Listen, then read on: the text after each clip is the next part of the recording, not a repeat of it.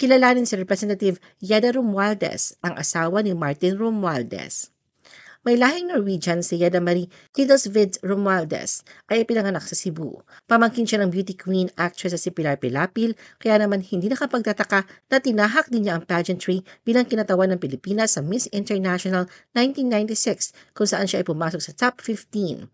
Produkto ng Cebu Doctors College, si Yeda ay nagtapos ng kursong nursing at naging isang lisensyadong nurse. Nagpakasal sila ni Martin sa isang civil wedding sa Hong Kong noong 1999 at sinundan ito ng church wedding sa Makati noong 2001. May 4 silang mga anak. Hindi natapos ang buhay ni Yeda sa spotlight ng pageantry. Noong 2016, siya ay pumasok sa politika bilang representative ng latest 1st District, isang posisyon na dating hawak ni Martin. Matapos ang kanyang termino, siya ay naging kinatawan ng Tingog Party List, isang grupong tumututok sa mga isyong panlipunan sa Eastern Visayas. Sa kasalukuyan, si Yeda ay namumuno bilang chairperson ng House Committee on Accounts sa Kamara.